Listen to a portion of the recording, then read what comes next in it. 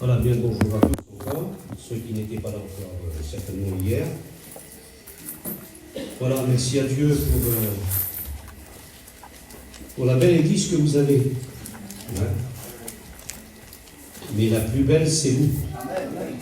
Dis gloire à Dieu.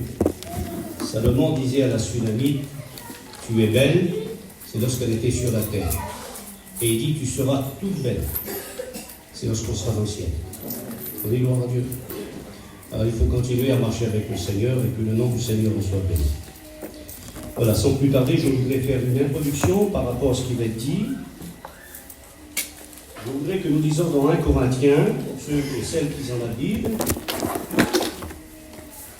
Les sœurs, ils peuvent avoir leur Bible sans prêcher, hein.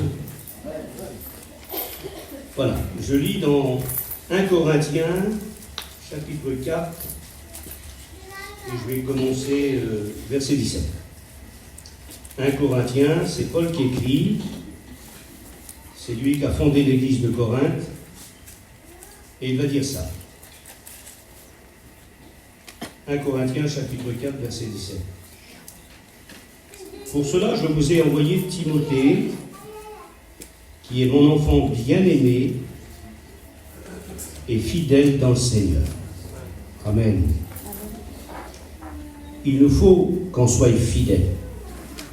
Jésus disait à l'une des églises, puisque tu as été fidèle, je te donnerai la couronne de justice. On dit gloire à Dieu, ça c'est important. Il nous faut être fidèle. Mon bien-aimé, fidèle dans le Seigneur, pas fidèle envers les hommes. Parce qu'il y en a qui cherchent à plaire aux hommes. Paul disait, si je plairais aux hommes, je ne serais pas serviteur de Christ. Il faut d'abord plaire à Dieu, être fidèle à Dieu. Et lorsqu'on plaît à Dieu, lorsqu'on a un témoignage favorable, alors certainement que ça va déteindre sur ceux qui nous entourent. Que le nom du Seigneur en soit béni. Voilà le mot pour nous. Fidèle dans le Seigneur, il vous rappellera. Donc Timothée, c'était quelqu'un qui a été formé par l'apôtre Paul, c'était son étudiant. Hein? Alors certainement qu'il y a peut-être des candidats, des étudiants, il ne faut pas qu'ils oublient leurs anciens, hein? Merci au Seigneur. On a beaucoup à apprendre de nos anciens. On dit gloire à Dieu. Hein? Et il dit ceci, lui, il vous rappellera. L'apôtre Paul était en prison. Il vous rappellera mes voix en Christ. Et quelle est la manière dont j'enseigne partout dans les églises. Je voudrais parler ce matin, avec l'aide du Seigneur et de la Bible, la façon que l'apôtre Paul avait d'enseigner. Plus que jamais, l'Église a besoin d'être enseignée. Je voudrais dire ici, on n'a pas besoin d'être un enseignant ni un docteur pour enseigner. Tout serviteur de Dieu, responsable d'Église, doit enseigner. Lorsque Paul disait à Timothée, attache-toi à l'enseignement. Il n'était pas docteur, il n'était pas enseignant dans l'époque. Mais c'était un serviteur de Dieu. Et un serviteur de Dieu doit justement s'attacher à l'enseignement. On dit gloire à Dieu. Alors, je vais commencer avec cette note. Pour justement voir la façon de Paul d'enseigner dans les églises, j'aimerais dire que l'enseignement que nous avons, la parole de Dieu, elle se suffit à elle-même. Alors, il y en a qui veulent savoir un petit peu des renseignements sur toutes sortes de choses. Ils regardent un petit peu les réseaux sociaux. Faites attention à ça. La meilleure façon d'étudier, c'est la Bible. On ne peut pas se tromper. Ce que nos anciens nous ont dit, qu'il fallait faire attention à certains commentaires, même des commentaires des hommes, il faut faire attention. Et maintenant, si vous voulez, si on ne fait pas attention, on regarde un petit peu à tout, même certaines prédications, il faut faire attention aussi. Comprenez ça, il faut faire attention. Non, on peut remercier le Seigneur de ce que notre mission Vie et Lumière est vraiment attachée à la vraie doctrine. Et ça, c'est très important. On dit gloire à Dieu. Alors, quelle était la façon de Paul d'enseigner? Je vais démarrer avec cet épître aux Corinthiens pour justement voir un petit peu les doctrines qu'il a traitées, puisque dans la Bible, il y a plusieurs doctrines. Si vous prenez, par exemple, on en a parlé un petit peu hier, si vous prenez la foi, c'est une doctrine. Si vous prenez la repentance, c'est une doctrine. Si vous prenez la conversion, c'est aussi une doctrine. Si vous prenez le baptême d'eau, c'est une doctrine. Si vous prenez la sanctification, c'est une doctrine. Si vous prenez l'amour, c'est une doctrine aussi. Il y a plein. Le retour de Jésus, c'est une doctrine. La grande tribulation fait partie aussi de l'eschatologie, fait partie de la doctrine aussi. Donc il y a plusieurs doctrines. La Sainte Seine est une doctrine aussi. Donc il y a plusieurs doctrines. Et l'apôtre Paul s'est permis d'enseigner cette église de Corinthe parce qu'elle avait besoin d'enseigner. Et c'est le prophète qui dit « Mon peuple, à cause qu'il y a un manque de connaissances, il périt. » Nous, on a un privilège qu'on a parmi nous, parmi notre mission, des hommes de Dieu. On dit gloire à Dieu. Vous avez parmi vous des messagers qui ont été établis ici. Parce que selon Éphésiens, chapitre 4 et le verset 11, Dieu a établi dans l'Église, pour le bien de l'Église, des ministères. Et la Bible dit pour deux choses, pour le perfectionnement et le bien, l'édification de l'Église. Et que le nom du Seigneur en soit béni. Alors si on démarre, au chapitre 1 de 1 Corinthiens, il est dit ceci. Paul se fait appeler, et il dit ceci, pourtant c'est un apôtre. Un apôtre, c'est pas rien. Un apôtre, c'est quelqu'un qui remplit les 4 autres ministères. Il y a 5 ministères. Il y a le ministère d'apôtre, de prophète, d'évangéliste, de pasteur, de docteur. Il y a plein, il y a 5 ministères. Et le ministère d'apôtre, il renferme ces ministères-là. Et j'aimerais vous dire, si on devient, je dis bien si on devient avoir un petit peu de succès dans les choses de Dieu, et là je parle pour moi, je parle pour les serviteurs de Dieu, ne dites jamais que cela vient de vous, parce que la Bible dit que notre capacité, elle ne vient pas de nous. De nous-mêmes, on est incapable. Jésus a dit dans l'évangile de Jean, chapitre 20, chapitre 15, plutôt, verset 4 à 5, Jésus a dit, sans moi, tu ne peux rien faire. Vous connaissez mon nom maintenant. Moi, je m'appelle Bogo. Bogo, sans Jésus, t'es rien. On dit gloire à Dieu. Mais avec lui, je suis quelque chose. On dépend du Seigneur. Un chrétien, votre force, c'est Jésus. On dit gloire à Dieu. Auparavant, on était un peuple timide. Et c'est qui vous a enlevé cette timidité? La Bible dit dans 2 Timothée, chapitre 1 et le verset 7, Dieu ne nous a pas donné un esprit de timidité, mais il nous a donné un esprit de force. On dit gloire à Dieu. Il nous a donné un esprit d'amour, il nous a donné un esprit de sagesse. Et ces 3 points-là, c'est important dans la vie chrétienne.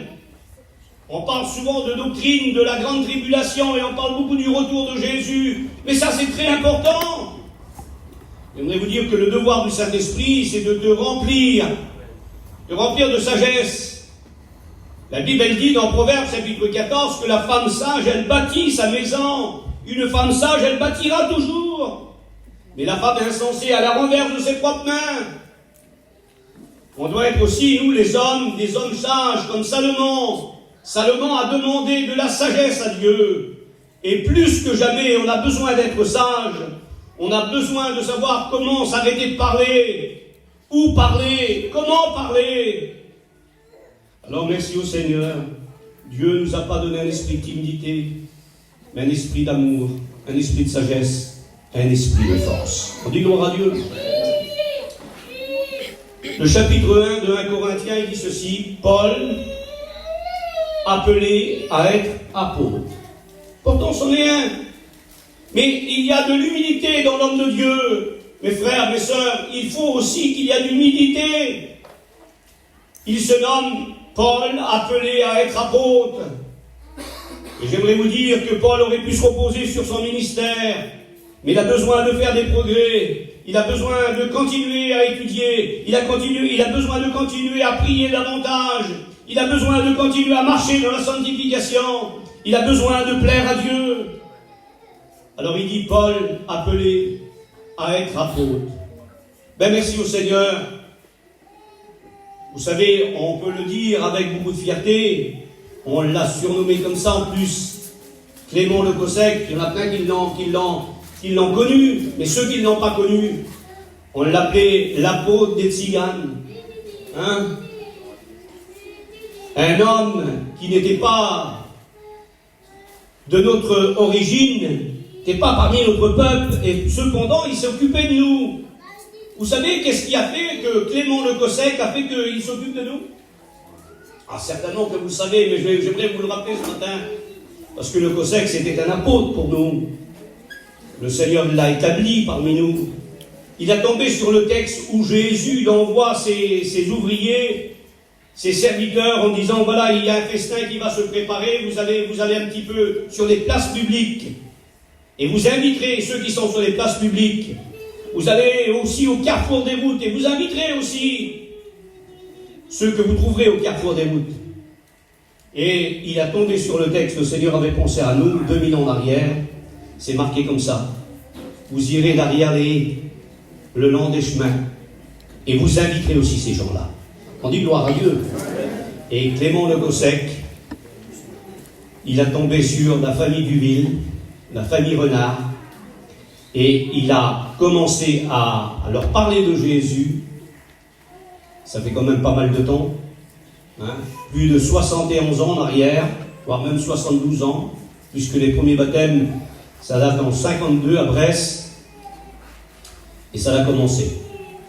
On dit gloire à Dieu, ça a fait une boule de neige. Le Seigneur a travaillé parmi nous. Et maintenant, au bout de 71 ans, 72 ans après, le réveil, quel réveil chez nous?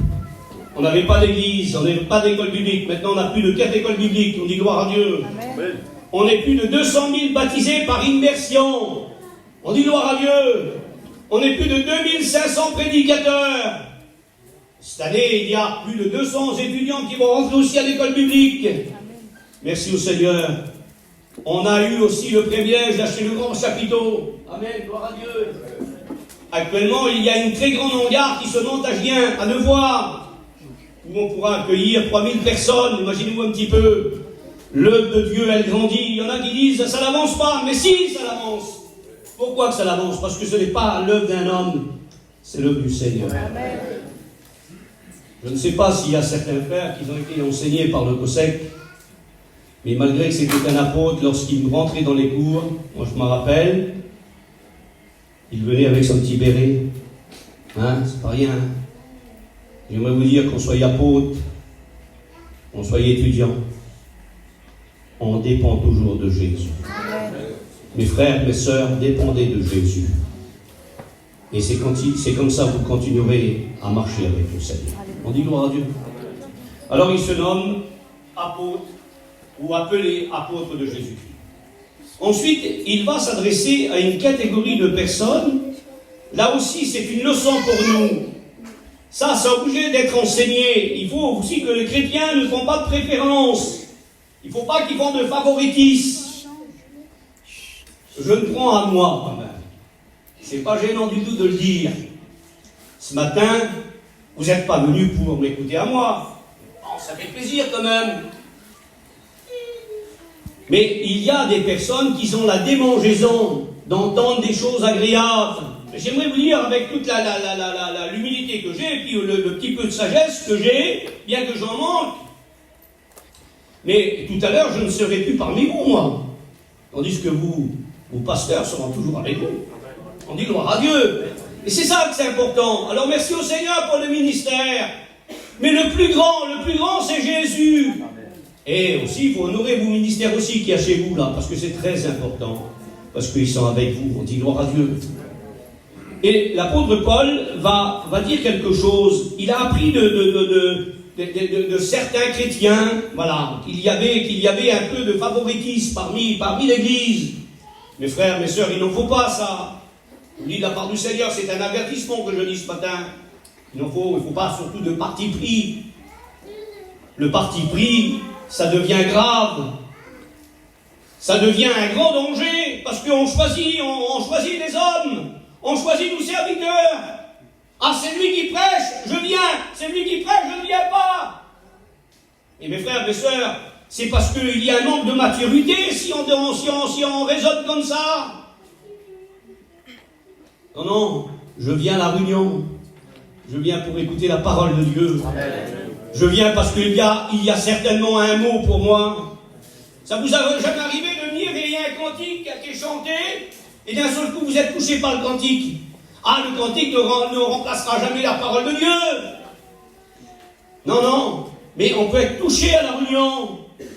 Il y a un homme qui a écouté pratiquement, c'était son témoignage. Il dit, j'ai écouté les... Lui, il le disait ça. Nous, on peut le dire, mais c'est pas comme ça. On est tous égaux vis-à-vis de Dieu. Paul disait, moi, j'ai planté, Apollos a arrosé, mais c'est Dieu qui a fait croître. C'est Dieu qui fait grandir. Et il ne faut pas l'oublier, ça. N'oubliez jamais aussi que le Seigneur, c'est lui qui ajoute à l'Église. On dit gloire à Dieu. Et l'Église, elle est composée de serviteurs de Dieu, d'étudiants, de candidats, de diacres, aussi de chrétiens, de chrétiennes, de jeunes garçons, de jeunes filles, accompagnés aussi de veuves. C'est ça l'Église de Jésus-Christ. Et je voudrais dire un petit mot aussi, puisque c'est l'apôtre Paul qui l'a dit à Timothée, au chapitre 5 de 1 Timothée et le verset 8, par rapport à la famille. C'est important la famille. Mais si vous lisez le verset 3 de 1 Timothée chapitre 5, il dit que la veuve, celle qui est véritablement veuve, il prend la précision de le dire, celle qui est véritablement veuve, alors qu'elle continue à mettre en Dieu son espérance. On dit gloire à Dieu. Mes sœurs, vous qui êtes seules, continuez à mettre en Dieu votre espérance. C'est l'espérance de la gloire, le Seigneur revient bientôt. On dit gloire à Dieu. Et ça, c'est quelque chose qu'il ne faut pas oublier. Alors, merci au Seigneur. Le texte, il dit ça. C'est comme ça qu'il dit le texte aussi. 1 Timothée, chapitre 5, verset 8. Si quelqu'un n'a pas soin de sa propre famille, c'est important la famille. Des fois, c'est bien un petit peu de partir aussi. Hein? Et la Bible, elle dit, si quelqu'un n'a pas soin de sa propre famille, il va fort, l'apôtre Paul. Il dit, il a renié la foi. C'est pire qu'un infidèle. Pourquoi que l'apôtre Paul prend la précaution de dire ça? Parce que si un pasteur, il va constamment prêcher aux étrangers, excusez-moi, je n'ai pas d'autres mots, et qui prêche jamais à sa famille, la famille, elle va dire, ce serait bien qu'il vienne nous faire un petit peu de réunion à nous. Mais s'il fait des réunions à sa famille, et si ensuite il va faire des réunions pour les autres personnes qu'il ne connaît pas, sa propre famille ne parlera pas. Vous comprenez? Alors merci au Seigneur, prenons aussi la prudence, soyons prudents par rapport à ça. Ces chrétiens-là, ils ont dit quelque chose.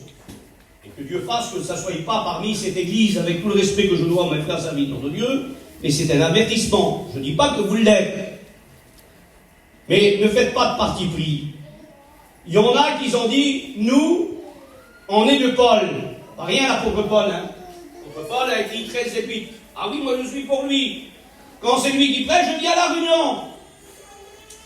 Les autres, ils ont dit, nous, on est d'Apollos. Il est versé dans les Écritures. En plus, il parle le grec. Hein? J'aimerais vous dire que le principal, c'est que le Seigneur, il peut bénir celui qui parle le grec, mais il peut bénir celui qui parle en français aussi. Hein? On dit quoi? Alors voilà un petit peu le parti pris qu'il y avait. C'est fait des comités d'hommes, vous voyez, il y avait des groupes. Et dans une église, il ne peut pas y avoir des groupes. Je vous le dis de la part du Seigneur, il y a un seul troupeau. Les serviteurs de Dieu sont tous ensemble. Non, on n'est pas divisé. L'église du Seigneur, elle n'est pas divisée, elle est unie. La Bible, elle dit, ils étaient tous ensemble. Dans les Actes des Apôtres, chapitre 2, ils étaient tous ensemble. Et qu'est-ce qui se passe lorsqu'on est ensemble? La Bible, elle dit que la maison fut remplie. La chambre haute, elle fut remplie. Et ils furent tous remplis du Saint-Esprit. On dit gloire à Dieu. Et c'est important lorsqu'on est ensemble.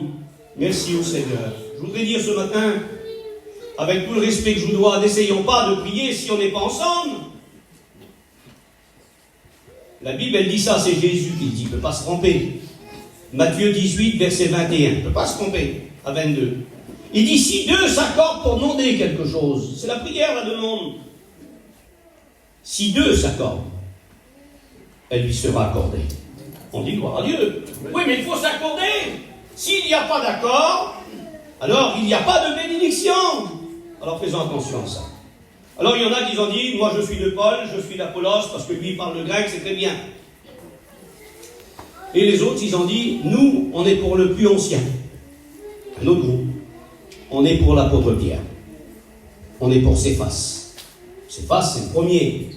C'est le premier disciple pratiquement qui a été appelé par le Seigneur. Nous, on est pour lui. On est pour les anciens. Mes frères, mes sœurs, on est pour tout le monde, nous. On dit gloire à Dieu. Mais on ne peut pas faire passer les hommes avant le Christ. Et ces chrétiens de Corinthe, ils l'avaient fait. Et il y avait un petit groupe. Pas nombreux. C'est ce que nous sommes ce matin. Nous, on respecte les ministères.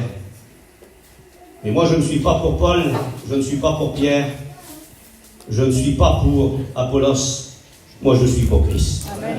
Les hommes passeront après. On dit gloire à Dieu. Parce que le Seigneur, il faut qu'il passe avant. Il faut qu'il soit le premier dans notre vie. Et ça, c'est très important. L'apôtre Paul va continuer à enseigner l'église de Corinthe et il va dire ceci au chapitre 2. Le chapitre 2 est très, très, très important puisque l'apôtre Paul, vous savez, j'aimerais dire, je ne vais pas faire la morale, mais je le parle aussi pour moi et aussi pour mes frères serviteurs de Dieu. N'essayons pas, lorsque on sait qu'on va prêcher, n'essayons pas d'étaler des mots pour épater les gens. Actuellement, ce n'est pas ce qu'on a besoin.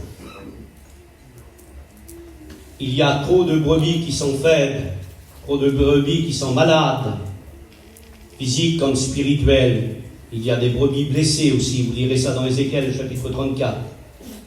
Il y a des brebis qui sont faibles. Et ces brebis qui sont faibles ont besoin d'un message. Et le plus grand des messages, c'est celui-ci. Paul disait, je ne suis pas venu parmi vous avec la sagesse du langage. Bien parler, vous savez, bien parler. Il y en a un que j'ai connu, vous savez, il fallait prier pour quelqu'un qui avait besoin de délivrance. Et pour citer certains noms, il n'est pas venu avec la Bible, il est venu avec le dictionnaire Larousse. Ben, j'aimerais vous dire que ceux qui ont besoin de délivrance, ils n'ont pas besoin de dictionnaire Larousse.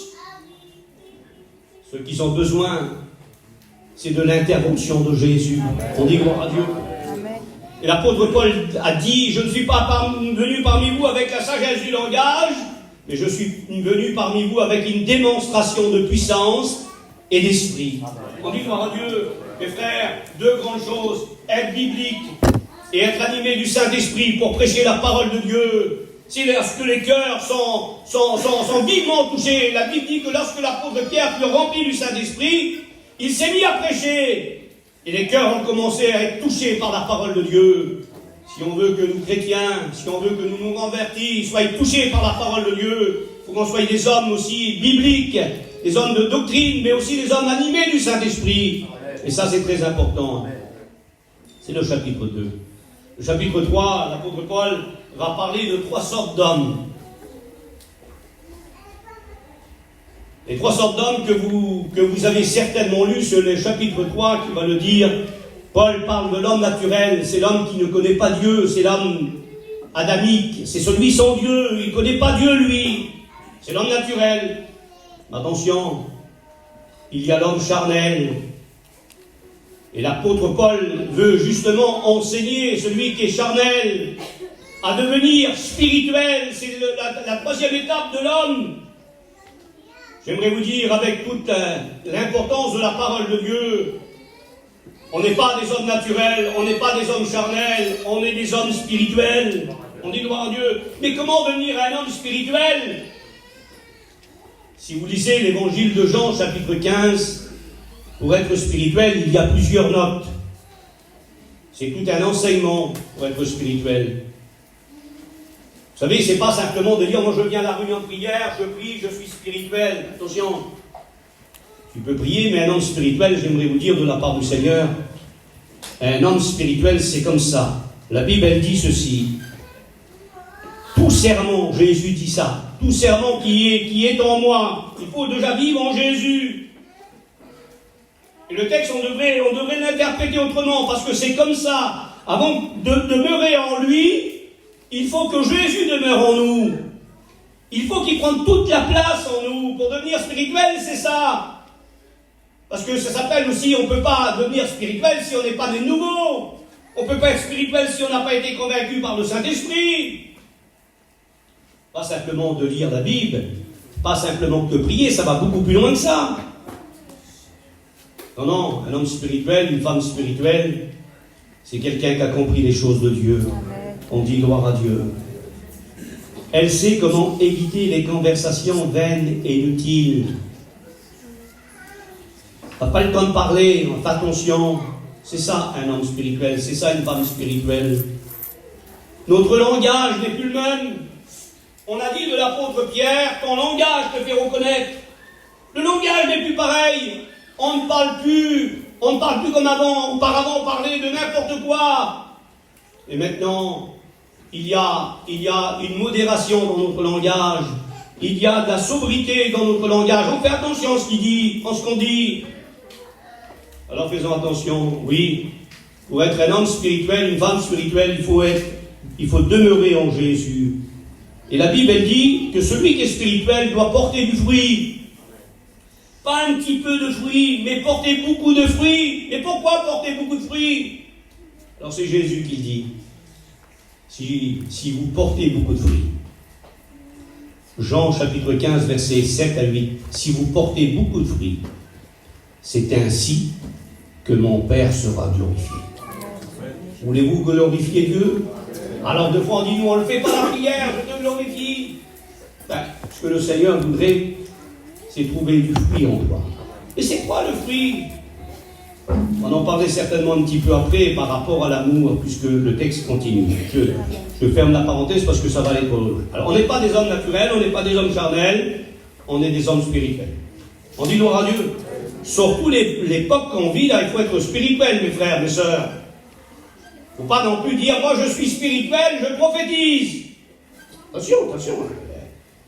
Les Corinthiens, ils étaient très riches par rapport aux dons spirituels, mais il y avait beaucoup de manques parmi eux. Et j'aimerais en parler ce matin. Faut faire attention à ça aussi. Alors, je voudrais encourager l'Église. Un homme spirituel, on le reconnaît comment? Lisez le chapitre 3. L'homme spirituel, on reconnaît par rapport à ça. Pas toujours par rapport à sa prière, pas toujours à sa prédication. Mais un homme spirituel, une femme spirituelle, il n'y a pas de jalousie. Paul dit, j'ai trouvé parmi vous, vous êtes encore laid. Vous n'avez pas grandi. Vous êtes toujours des enfants. Vous aurez dû être des maîtres, dit l'auteur aux Hébreux. Mais vous êtes comme ça, voilà, vous êtes toujours au lait. C'est pour ça qu'on trouve parmi vous de la jalousie, de la dispute, de l'orgueil. C'est pas comme ça que l'église de Corinthe devait vivre. Et l'apôtre Paul avait eu raison de justement enseigner cette église. Est-ce que vous en pensez, vous? Parce qu'on n'a peut-être pas besoin d'écouter ce matin de dire, Seigneur, je ne dois pas être un homme jaloux. Je ne dois pas être une femme jalouse. Ça peut arriver, ça, une femme jalouse? Ah oui, ça peut arriver. La Bible dit que Rebecca est une femme, avec tout le respect que je dois, une femme très bien. Physiquement, en plus. Très bien. Et elle avait sa sœur Léa. La Bible dit qu'elle était jalouse sur elle. Comprenez ça? Il ne faut pas qu'il y ait de la jalousie. Faisons attention aussi à ça. Elle a ça, moi je veux avoir plus beau. L'autre elle a réussi, je suis jaloux. Je suis malheureux. L'autre il va travailler, il travaille. Alors moi je suis jaloux. Ça peut arriver ça. Vous savez que la jalousie, elle peut... C'est un poison la jalousie, hein. Je vous le dis, la part de c'est vrai. Vous savez ce qui est arrivé à cause de la jalousie concernant Joseph? Ses propres frères quand même. Mais la Bible dit, à cause qu'ils étaient jaloux, qu'est-ce qu'ils ont fait? Ils l'ont vendu. Faites attention, c'est un poison ça. L'apôtre Paul enseigne justement les Corinthiens à dire qu'il ne faut pas être jaloux. Et pour ne pas être jaloux, il faut être spirituel. On dit gloire à Dieu. Parce que ça fait partie du charnel. Or, les désirs de la chair sont évidents, dit Galates chapitre 5, verset 16. Ils sont évidents. Il y a plein de points noirs. Mais nous, on ne veut pas des points noirs. On dit gloire à Dieu. On veut être transparent. Parce qu'on a un témoignage à porter. On dit gloire à Dieu et que le nom du Seigneur en soit béni. Je continue le chapitre 4 de 1 Corinthiens. Paul va prendre la parole et il va dire ceci. Quand on nous regarde, parce que nous, on a l'art de regarder les autres. C'est Jésus qui disait ça. Je ne suis pas méchant, je vous le dis de la part du Seigneur. J'ai beaucoup de respect pour cette église et puis pour les anciens. Mais Jésus disait ça. Vous regardez la paille qu'il y a dans l'œil de votre frère. Et vous ne s'apercevez pas que dans votre œil, il y a une poutre. Vous voyez, il y en a qui voient toujours le défaut des autres. Non, il faut faire attention à ça. Quand on nous regarde, mais comment qu'un serviteur de Dieu doit être regardé? Comme un monsieur? Comme un chef? Comme un directeur? Comme un patron? Non. L'apôtre Paul dit ceci, qu'on nous regarde comme des serviteurs. Quelqu'un qui sert. On dit gloire à Dieu. J'aimerais vous dire qu'à l'exemple de Jésus, Jésus disait, je ne suis pas venu, Jean chapitre 13, je ne suis pas venu pour être servi, mais pour servir. Mes frères, mes sœurs, il faut servir. Et Jésus disait, si tu donnes un verre d'eau froide à l'un des plus petits, c'est à moi que tu le fais. Alors servons le Seigneur et servons nos frères aussi. On dit gloire à Dieu, on est des serviteurs de Dieu. Le chapitre 5 de 1 Corinthiens, l'apôtre Paul va s'adresser à des personnes, ça c'est dans l'église en plus, il faut faire attention. C'était dans l'église de Corinthe. Paul disait ceci, je suis un peu embarrassé de vous dire, puisque vous le lirez, je préfère que vous lisiez le chapitre 5 de 1 Corinthiens, comme ça vous verrez l'importance qu'il y a à ce texte-là. Mais Paul disait juste ça se résume par rapport à ça, tellement qu'il y avait des choses qui étaient graves. Paul disait, il y a des choses qui se font, où on raconte des choses qu'on ne raconte même pas chez les païens. Il est obligé de mettre de l'ordre dans l'église, l'apôtre Paul. Et il ne le fait pas de lui-même, il le fait par rapport à la Bible. Non, fais attention. Des fois, il y en a qui parlent, des païens. Il y en a qui disent, nous, on n'a même pas le temps d'avoir ça, que certains l'ont. Hein? Faisons attention, un serviteur de Dieu, une femme de Dieu, un homme de Dieu, c'est un homme qui a un témoignage à porter. C'est pas n'importe qui. Un chrétien, ce n'est pas n'importe qui. C'est une personne née de Jésus-Christ. Un chrétien, c'est une lumière, mes frères. Une chrétienne, c'est une lumière. On dit gloire à Dieu.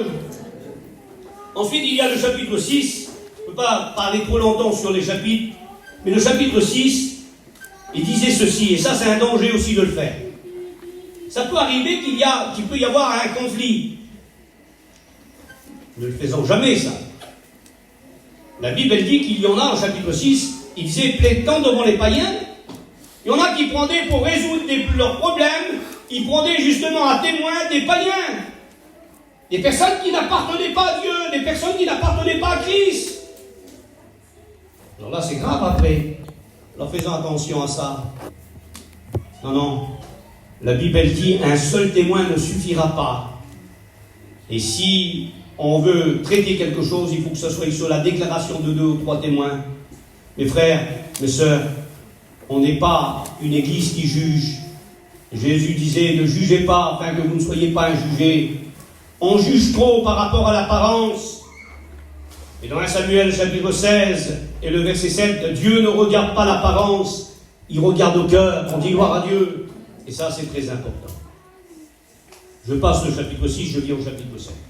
Au chapitre 7 de 1 Corinthiens, Paul va traiter quelque chose que nous, les serviteurs de Dieu, on ne veut pas trop. Bon, on traite un petit peu aussi, nous. Mais quand ça devient compliqué, et merci au Seigneur, il y a un conseil qu'on appelle le conseil de direction. C'est les problèmes de mariage. L'apôtre Paul nous en a parlé.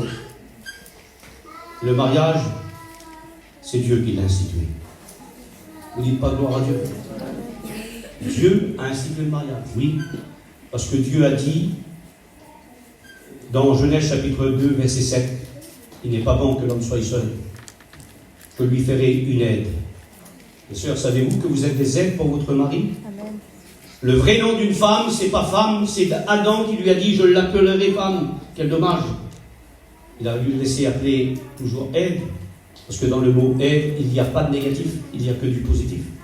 Entendez ça? Et Dieu a institué le mariage. Ça fait combien de temps qu'il l'a institué? Ça fait 6000 ans. On dit gloire à Dieu. Jésus a repris la même parole de son Père. Dieu institue le mariage, Jésus enseigne, et il dit ceci: l'homme quittera son père et s'attachera à sa femme. Et non pas à ses femmes, à sa femme. Je voudrais dire aux jeunes garçons, aux jeunes filles qui ne sont pas mariés, il y en a dans le texte qui dit ça. Ah, moi je peux faire ce que je veux, je suis marié maintenant. Attention, il faut continuer à honorer tes parents. Je voudrais dire aux jeunes garçons, aux jeunes filles, est-ce que vous voulez être rassasiés de jour? Jeunes garçons, jeunes filles, ou qui qui sont? Levez-moi la main. Il y en a des jeunes filles, des jeunes garçons? Oui, il y en a. Alors, Dieu. Vous voulez vivre longtemps? Vous voulez être rassasiés de jour? Ah ben, lisez Éphésiens chapitre 6, verset 2. Quel beau verset de la Bible. Honore ton père et ta mère. C'est alors que tes jours se prolongeront. Et le psaume 90, verset 12, il dit que les jours de l'homme sont 70 à 80 ans pour le plus robuste. Continuez à honorer vos parents. Alors oui, vous allez dire, oui, mais dans le texte, il dit l'homme quittera son père et sa mère. Non, non, c'est pas le texte littéral. Le texte hébreu dit l'homme quittera la maison de son père et habitera dans sa maison. Alors ceux qui ont des caravanes, on va l'interpréter comme ça. L'homme quittera la caravane de son père et s'achètera dans une petite caravane et puis vivra avec sa compagne dans sa caravane. On dit gloire à Dieu, c'est beaucoup. Amen. Parce que nous parents, c'est nous parents, on dit gloire à Dieu. Et puis il faut prendre soin, et ça c'est très important. L'apôtre Paul a dit aussi que la femme ne se sépare point de son mari. Vous savez que Dieu haït le divorce. C'est marqué dans la Bible, bien sûr. Dieu hait le divorce. Dieu nous a appelés, c'est marqué dans la Bible, 1 Corinthiens chapitre 7 et le verset 15 à 16, Dieu nous a appelés à vivre en paix, et non pas en guerre. C'est malheureux de dire ce que je vais dire. Mais pour réussir dans un foyer, bien qu'il y a plusieurs choses, que j'aimerais vous dire, c'est pas toujours le bien-être, puisque Proverbe chapitre 17 dit ceci: mieux vaut un morceau de pain sec avec la paix qu'une maison pleine de viande avec des querelles. Madame, je m'adresse aux dames ce matin, c'est pas toujours le bien-être, mais c'est l'union, c'est l'accord dans le foyer. Et l'apôtre Paul disait dans Éphésiens chapitre 5 et le verset 24, il disait ceci, que le mari aime sa femme. Et le verset 27 à 28, il dit que la femme respecte son mari. C'est les deux choses qui peut unir et maintenir le foyer dans l'union. Le respect et l'amour. C'est pas du tout gênant de le dire. Il y en a qui... Ah, vous allez me dire, on n'est pas divorcés, nous. Mais il y en a comme ça. Ils sont ensemble, ils sont divorcés. Il n'y a plus de communion. Le Seigneur nous a appelés à vivre en paix. On dit gloire à Dieu. Faisons attention avec tout ce qui s'est passé et tout ce qui va se passer encore. Vous savez, devant nous, pour nous, il y a le retour du Seigneur. Et faisons attention. Oui, je vais le dire aussi. C'est pas méchant. Attention, je vais pas parler simplement pour les sœurs. Je vais dire un petit mot pour les frères aussi. Puisque je vais m'adresser premièrement aux frères, lorsqu'il y a une visite à faire, il ne faut jamais y aller tout seul. Pourquoi jamais y aller tout seul? Parce que c'est dangereux. Là, je ne parle pas de la jalousie, là, mais je parle de la prudence. C'est pour ça, ma soeur, quand ton mari va à la réunion, il va prêcher, il va faire des réunions de jeunesse, peu importe. Va constamment avec lui. Si tu peux, on dit gloire à Dieu. Et puis, on ne peut pas travailler tout seul. Dieu, Jésus, bien sûr, plutôt, il a envoyé les disciples deux par deux. Alors, ne s'isolons pas, non. On ne veut pas travailler tout seul, on veut travailler ensemble. On dit gloire à Dieu. Pourquoi? Parce qu'il y a des Delilah les existants. Elle n'a pas existé simplement dans le livre des Juges, chapitre 16. Il y en a encore parmi nous. Alors, il faut faire attention. Alors ça se fait comme ça, vous voyez, des délits là. Mon frère a un téléphone. Mon frère, j'aurais voulu te parler. Parce qu'il y en a qui disent, oui, mais moi je suis fort, hein. Je tiens la situation en main. J'ai la situation en main. Oui. Ben, je ne sais pas si tu es comme Samson, mais la Bible dit que Samson, c'était un homme rempli, saisi par l'Esprit de Dieu. Je ne sais pas, je ne viens pas à la cheville de Samson. Avec une mâchoire d'âne, il tue 1000 hommes. Il attrape 300 renards. Ah oui. Il porte des portes de plusieurs tonnes. Qu'est-ce qu'il fait encore? Ben, il fait des exploits, il prend un lion, il le déchire. Et devant une Philistine, la Bible dit qu'elle l'endort sur les genoux, sur ses genoux.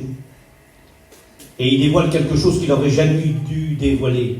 C'était entre lui et Dieu. Il avait fait le vœu du Nazaréen.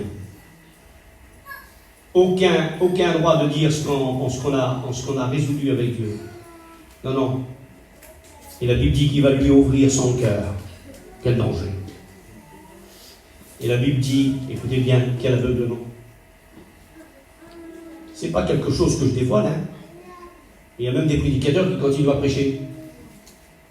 Le texte dit ceci, chapitre 16 de Juges et le verset 20. Après tout ça, Samson ne savait pas que l'Éternel s'était retiré de lui. C'est spécial, mes frères, mes sœurs, pourquoi je dis ça? Parce qu'il faut faire attention. Des Jézabel aussi, ça a existé. Ça a existé dans le livre des rois. Vous allez me dire, quelle femme que c'est, elle a fait fuir Élie. Quel homme Élie? Élie fait descendre le feu du ciel. C'était un homme qui est capable d'égorger 850 faux prophètes de Baal et d'Astarté. Mais il a fui. Alors il y en a qui disent, il a eu peur d'elle. Ben, j'aimerais vous dire que Jézabel est repris dans le livre de l'Apocalypse, chapitre 2, et vous continuez le texte. L'esprit de Jézabel, elle existe toujours, mes frères et sœurs. Il faut faire attention. Elle existe toujours. C'est pour ça que si je vous parle du mariage avec les mots de la Bible, ça veut dire qu'il faut bien s'accorder. Il ne faut pas donner accès au diable. Non, non, il faut bien s'accorder. Le Seigneur nous a appelés à vivre en paix. Et je le répète. La Bible dit que Élie a fui. Il n'a pas fui devant une femme. Il a fui devant la séduction d'une femme. Vous comprenez ça?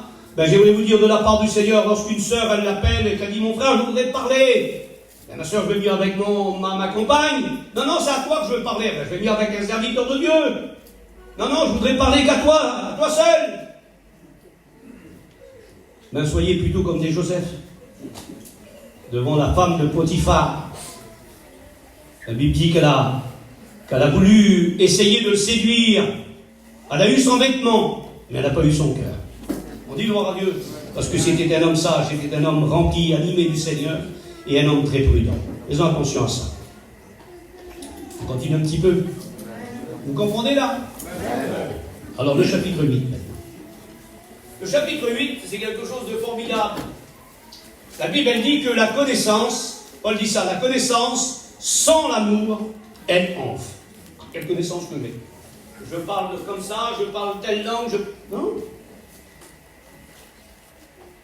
La Bible dit que la connaissance sans l'amour, sans l'humilité, elle enfle. Elle s'enorgueillit. Quel homme que je suis! Quelle femme que je suis!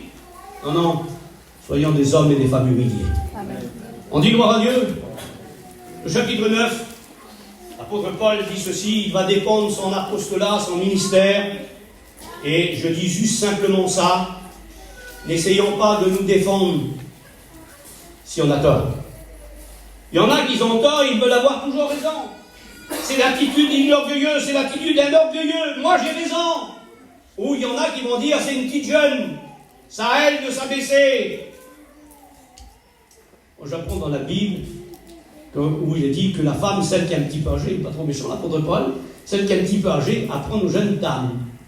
Ah, il y a un apprentissage. Tu as de l'expérience, ma soeur. Elle est tout jeune. Elle a besoin de faire ses propres expériences. On dit souvent, on fait des erreurs pour plus les recommencer. C'est pour ça que l'apôtre Paul dit que les jeunes dames doivent apprendre par rapport aux femmes un petit peu âgées. Il y a un apprentissage. Il n'y a pas que les serviteurs de Dieu qui doivent... les prédicateurs, ils prêchent, mais il n'y a pas que le chant, il n'y a pas que le témoignage, simplement. Mais tu peux aussi donner des conseils aux jeunes dames. Tu peux conseiller. Parce qu'il y en a pour un oui, pour un non, il reste des 4-5 jours sans parler à leur mari. Il y a aussi des maris qui restent 4-5 jours sans parler à leur femme. Et ça, mes frères, mes sœurs, c'est aussi donner accès au diable. Qu'est-ce que le texte dit? Que le soleil ne se couche pas sur ta colère. On n'a pas le droit de rester plus d'une journée. Ah non? Ben merci au Seigneur. Que le nom du Seigneur en soit béni. Ça, c'est le chapitre 9. Le chapitre 10, c'est très, très, très intéressant. La Bible, elle dit ceci, que Israël, Paul dit ceci, Israël était dans un désert. Et ils buvaient tous dans le désert. Ben, j'aimerais vous dire de la part du Seigneur, tu vis peut-être un désert. Le désert, c'est le symbole de la privation. On est privé de tout dans le désert. Il y a aussi des bêtes féroces. Israël était dans le désert. Et la Bible dit qu'ils buvaient tous un rocher, parce que le rocher était Christ. On dit gloire à Dieu. Ma sœur, mon frère, n'oublie jamais que Christ est en rocher. On dit gloire à Dieu. Jésus disait, si quelqu'un a soif, qu'il vienne à moi. Mes frères, j'ai le désir de vous dire ça. Ayant soif de venir à nos réunions. Ayant soif de venir à la réunion de prière. Ayant soif de venir à nous jeunes lorsqu'il y a les pasteurs qui organisent un jeûne et prière. Ayant soif de ça, ayant soif de la parole de Dieu. Et ça, c'est quelque chose de très important. Je passe parce qu'il y aurait beaucoup de choses à dire. Le chapitre 11, Paul va instituer, non pas la Sainte Seine, puisque c'est Jésus qui l'a institué dans Matthieu 26, 26, mais Paul va l'enseigner. Il va parler de la Sainte Seine. Important la Sainte Seine. Comment on comprend la Sainte Seine? Ah, tu vas dire, moi, les prédicateurs, voire les étudiants, les candidats, les diacres, ils mettent même des gants. Mais je ne te parle pas de ça. Ça, c'est par rapport à la prudence, par rapport au Covid. Et comment tu prends la Sainte Seine ce matin? Et comment vas-tu la prendre? J'aimerais te dire que la Sainte Seine, c'est sérieux. Jésus l'a institué, Paul l'a enseigné. Car j'ai reçu du Seigneur, 1 Corinthiens chapitre 11, verset 23. Car j'ai reçu du Seigneur ce que je vous ai enseigné. C'est un enseignement, la Sainte Seine. Comment qu'il faut l'apprendre? Je prends la Sainte Seine, je ne l'apprends pas à la légère, je ne l'apprends pas n'importe comment. Je suis sérieux, je suis sérieuse. On dit gloire à Dieu. Je prends la Sainte Seine avant de l'apprendre. Je me rappelle les souffrances de Jésus, parce qu'il a souffert pour moi. Je me rappelle de sa mort, parce que Jésus est mort pour mes péchés. Et je me rappelle de sa résurrection, parce qu'il est ressuscité pour notre justification. Et je me rappelle aussi de son retour, parce que Jésus, il a dit, faites ceci en mémoire de moi jusqu'à ce que je vienne. Non, non, la Sainte Seine, c'est pour la vie. Tant qu'on vit sur la terre, on prendra la Sainte Seine. Alors il y en a pour un oui, pour un non, ils ne veulent plus prendre la Sainte Seine. C'est un manque de maturité.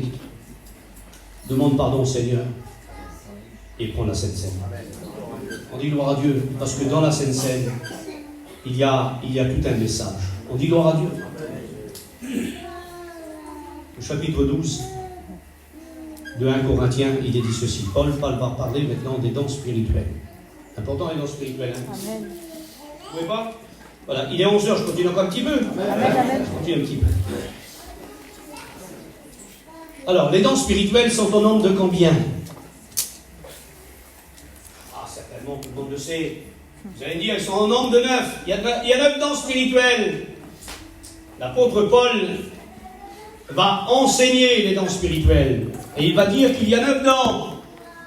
Il y a 3 dons vocaux. Les 3 dons vocaux, c'est la prophétie, c'est la diversité des langues et l'interprétation des langues. On va avoir le temps d'en parler ce matin. Mais tout ça pour vous dire que ça doit s'exercer, non pas n'importe comment. Et il y a 3 dons de puissance. 3 dons de puissance, c'est le don de la foi, c'est le don des miracles et le don de guérison. Et il y a les 3 dons de révélation qui sont la parole de sagesse, la parole de connaissance et le discernement des esprits. Et l'apôtre Paul dit ça. Aspirez aux dons spirituels. Quand je vous dis de la part du Seigneur, j'ai besoin de me remettre en question. On aspire à plein de choses, mais en ce qu'on aspire aux dons spirituels, alors je précise quand même que seuls 3 dons un chrétien, une chrétienne peut exercer. C'est les 3 dons vocaux. Si vous écoutez quelqu'un qui vous dit la femme, elle peut prononcer une parole de sagesse, annoncer l'avenir, elle peut prononcer aussi une parole de connaissance, annoncer le présent, ce qui va arriver, elle peut discerner elle peut avoir le don du discernement des esprits, c'est anti-biblique. Non, une femme, un homme, il peut exercer les 3 dons vocaux. La prophétie, la diversité des langues et l'interprétation des langues. C'est déjà pas mal. Et les pasteurs peuvent exercer les 3 dons de puissance, les 3 dons de révélation. Quelle beauté. Je vous explique un témoignage. Regardez ce que c'est la parole de sagesse. Pas la sagesse chrétienne, hein, on l'a tous ça. Non, on est sage, c'est bien. Mais là, c'est le Saint-Esprit qui distribue les dons spirituels. C'est la parole de sagesse. Vous l'avez certainement écouté, je le rappelle, c'est pas gênant. Le témoignage précise que, vous avez tous connu Payan, hein. Il était avec son beau-frère Raphaël, et le témoignage précise comme ça. Ils sont arrivés à Fréjus, et ils devaient monter le chapiteau là, juste à côté du barrage de Fréjus. Il y avait une station d'essence juste en face, et ils ont commencé à déballer leurs affaires, vouloir monter le chapiteau. Et son beau-frère à Payan, Raphaël, il a mis vers lui, le Seigneur lui a transmis une parole de sagesse. Annoncer ce qui va arriver demain. La parole de connaissance, c'est d'annoncer le présent. Elle est plus forte encore. Qui l'a manifesté? L'apôtre Pierre, lorsque Ananias Saphira, dans les Actes des Apôtres, chapitre 5, il a dit, comment peux-tu mentir à Dieu et au Saint-Esprit? Ça, c'est la parole de connaissance. Moi, j'encourage les serviteurs de Dieu à aspirer. On aspire passer au dons spirituel. Et il est venu, il a dit, voilà, le Seigneur m'a donné une parole de sagesse, il faut qu'on parte de la place. On va partir de la place quand même, on vient d'arriver. Si, il faut qu'on parte. Il va arriver quelque chose, je ne sais pas trop quoi, mais il va arriver quelque chose. Et le témoignage précise, ils ont remballé. Il y en a même qui ont été prendre de l'essence dans l'époque, en face, avec un petit bidon. Et ils sont partis. Et lorsqu'ils sont partis, le soir même, le barrage de Fréjus a éclaté. Moi, je trouve que c'est pas mal qu'on essaye d'aspirer à ces dons spirituels. Ça nous éviterait beaucoup de danger. Je ne vais pas vous faire lever la main, mais je vais le dire ce matin. Je vous dis de la part du Seigneur. Je vais dire, Seigneur, aide-moi à aspirer plus aux dons spirituels. Dis gloire à Dieu. Je n'ai pas le temps de vous expliquer tout. Vous avez vos pasteurs en plus, ils peuvent vous expliquer par rapport à ce que c'est la diversité des langues et l'interprétation des langues, la prophétie. Mais la prophétie, dans la prophétie, il y a des points très importants. Si vous lisez 1 Corinthiens, chapitre 14, la Bible dit, et ça c'est un texte très fort, la Bible dit qu'on ne peut pas faire autrement. Il ne dit pas comme ça. Aspirer aux dons spirituels et rechercher l'amour. Est-ce que c'est comme ça le texte? Non, c'est pas comme ça le texte. C'est rechercher l'amour et ensuite aspirer aux dons spirituels. Mais oui, c'est l'ordre chronologique de la Bible. Mais pourquoi? Ben parce que la Bible, elle dit ça. Ça, c'est le chapitre 13 maintenant. le chapitre 13, il dit ceci. Paul dit ceci. Il dit, si je parlerai la langue des anges. Pourtant, vous-même la langue des anges. Vous la connaissez, vous? Je ne la connais pas. Si je parlerai la langue des anges et des hommes, l'italien, le chinois, pas facile, l'hébreu, le grec, l'américain, l'italien, l'espagnol, toutes ces langues-là, c'est bien. Mais il dit, si tu n'as pas d'amour, tu n'as rien. Tu prêches bien, Bogo, mais tu n'as pas d'amour, ben, je suis rien. Pourquoi alors? Il y en a qui vont même plus loin. C'est pas simplement si je parlerai la langue des anges et des hommes. Il dit, si je donnerai mon corps pour être brûlé, si je donnerai tous mes biens pour la nourriture des pauvres. Il y en a qui l'ont fait, ça. C'est les œuvres sans la foi, sans accepter Jésus. Je suis une cymbale qui résonne. Je fais du bruit. Mais il n'y a pas d'amour à la base. Et regardez comment c'est important. La Bible elle dit que l'amour, ah Seigneur, quel beau verset t'as dit. 1 Corinthiens chapitre 13. L'amour, elle croit tout. L'amour, elle supporte tout. Elle te fait même supporter ta belle-mère. Elle te fait même supporter ta belle-fille. Elle te fait même supporter ton beau-fils. Que c'est pas toujours facile. Elle te fait supporter ta famille. L'amour, elle est patiente. On dit gloire à Dieu. L'amour, elle est pleine de bonté. Amen. 3 choses demeurent. La foi, l'espérance et l'amour. Mais la plus grande, c'est l'amour. On ne peut pas éditer ce texte de la Bible. L'amour, oui, l'amour. Et si vous prenez Galates chapitre 5, verset 22, il dit ceci. Le fruit de l'esprit, c'est l'amour. C'est la joie. C'est la paix. C'est quoi? Alors, c'est la bienveillance. Quelle beauté, Seigneur. C'est quoi? C'est la douceur. C'est quoi? Le petit dernier. La maîtrise de soi. Savoir garder son calme. Hein?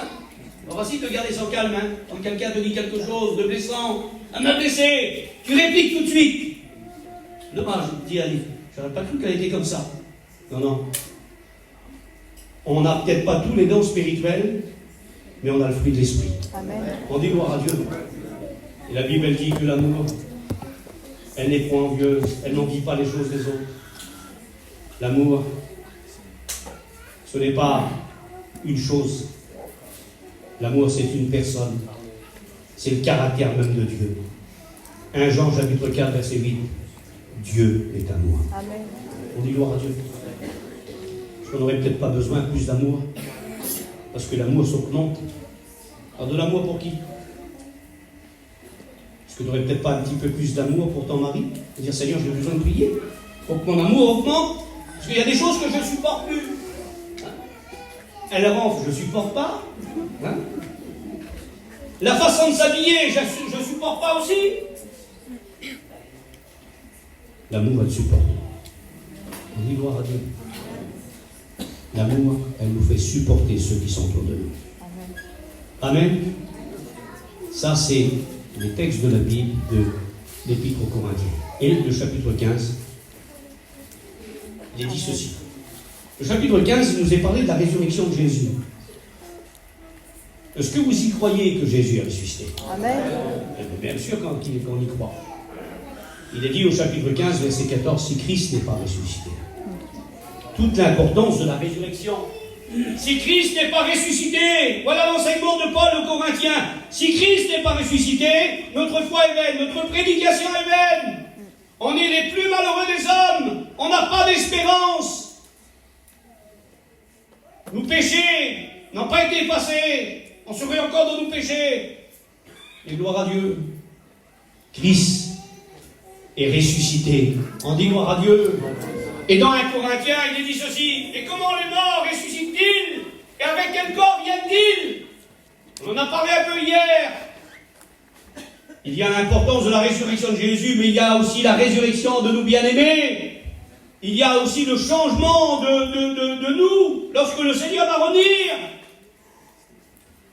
La Bible elle dit, comment les morts ressuscitent-ils et avec quel corps apparaîtront-ils? Ils vont ressusciter au moment, comme je vous ai dit hier, au moment du retour de Jésus. Nos bien-aimés vont ressusciter, nous on sera changés, nous partirons à la rencontre du Seigneur. Et avec quel corps qu'ils vont ressusciter? Avec un corps de gloire, avec un corps céleste, avec un corps semblable aux anges, semblable à Jésus, spirituel, plein de force. Plus d'handicap, plus de diabète, plus de cholestérol. Les anciennes choses auront disparu. On dit gloire à Dieu. Tout sera merveilleux. Il n'y aura plus de pleurs. Il n'y aura plus de tristesse. Il n'y aura plus de cris. Ce sera la perfection. Et on sera avec nous bien-aimés avec le Seigneur. Ça vaut le coup. On dit gloire à Dieu. Amen. Au chapitre 16, Paul va parler de l'offrande. C'est important l'offrande. Vous ne trouvez pas? C'est tout un enseignement, attention. Mes frères, lorsqu'on donne quelque chose, il faut le donner avec de l'amour. La Bible dit qu'il y a plus de bonheur à donner qu'à recevoir. Il faut être fidèle dans nos offrandes. Il faut être fidèle. N'oublie jamais, si tu as un copain, un collègue, tu vas chiner avec un collègue, il faut que tu partages avec lui. Et Jésus, c'est plus que ton collègue. C'est lui qui pourvoit tes besoins. Il ne veut pas la moitié. Tu fais un petit billet de 100 euros. Il veut que tu mettes 10 euros pour son œuvre. Tu fais un billet de 200 euros, il veut que tu mettes un petit billet de 20 euros. Généreux le Seigneur. On dit gloire à Dieu, ton petit copain, lui. Fais 200 euros et donne-y 10 euros, tu verras. Ben oui. Dieu est plus grand que ton copain. Dieu est plus grand. Dieu veut qu'on soit fidèle pour lui. On dit gloire à Dieu. Alors je ne sais pas si ça vous a fait du bien ce matin. Mais mes frères, mes sœurs, Église de Jésus-Christ, le Seigneur revient bientôt. Moi, je le crois de tout mon cœur. Il nous faut vivre une vie de sanctification. Parce que Dieu veut notre sanctification. Vous savez, c'est quoi la sanctification? Le vieux, notre frère Jimmy, disait ça avec le païen. C'est comme un livre. Et il y a des pages noires. Non, des pages blanches. Et il y a des petits points noirs. C'est ça. Le Seigneur nous a purifiés. Mais là, tu regardes, tu dis, ah, j'ai encore un petit peu de caractère violent. Je suis encore un peu violent. Auparavant, quand j'étais païen, comme ça ne servait pas assez vite, je cassais la table. Je tapais dans la table. Tout le monde avait peur de moi. Ouais. Tu manques un petit peu. Tu manques de patience. Tu manques de maîtrise de soi. Caractère violent. Tu t'emportes vite fait. Est-ce que tu n'aurais peut-être pas besoin de manger un petit peu plus de fruits là? Manger du fruit, c'est recommandé par les médecins. Porter du fruit, c'est recommandé par la Bible. Amen. Alors ce matin, moi j'ai besoin de porter encore plus de fruits. On dit gloire à Dieu. Et pour porter du fruit, je termine. Il faut demeurer, il faut que Jésus demeure en nous. Il faut être attaché au sceptre. Il faut que la parole soit une parole purificateur. Il faut qu'on a besoin. Il faut dire, Seigneur, j'ai besoin de marcher dans la sanctification. Seigneur, j'ai besoin de rester attaché à toi. Tu reviens bientôt, Seigneur. Tu viens nous chercher. Et Seigneur, moi je veux partir avec toi. On dit gloire à Dieu. Alors fais-en attention, fais-en pas de parti pris. Ce matin, vous êtes une église, c'est l'église d'Angoulême. Et un jour, toutes les églises, ils forment une seule église. Parce que moi, je parle de l'église locale, je ne parle pas de l'église universelle. L'église universelle, on est 200 000 parmi notre peuple, baptisés par immersion. Et bientôt, nous quitterons la terre. On dit gloire à Dieu. Mais il faut qu'on soit des bons chrétiens. Qui veut être un bon chrétien? Amen. Qui veut avoir un bon témoignage? Amen. Qui veut marcher avec nous? La Bible dit que au chapitre 11, l'auteur aux Hébreux, je termine, et le verset 5, il est parlé d'Enoch. Enoch avait reçu le témoignage qu'il était agréable à Dieu. Et la Bible dit, il ne parit plus, parce que Dieu l'avait pris. Il ne dit pas parce que c'est important de prier, je ne dis pas prier, mais il y en a qui croient que c'est la prière. Prier, c'est parler à Dieu. Et en plus, quand tu pries, il dit renferme bien toi dans ta chambre. Hein. Non, fais-toi pas trop voir. Et lorsque tu donnes quelque chose, il dit que ta main gauche ne sache pas ce que ta main droite a fait. Elle peut le plus grave. Te dire quel homme que je suis. Non, faut faire attention. Là, il dit, avant le retour de Jésus, il avait reçu le témoignage qu'il était agréable à Dieu. Ta force, c'est ton témoignage. Voulez-vous qu'on prie le Seigneur? On va prier le Seigneur.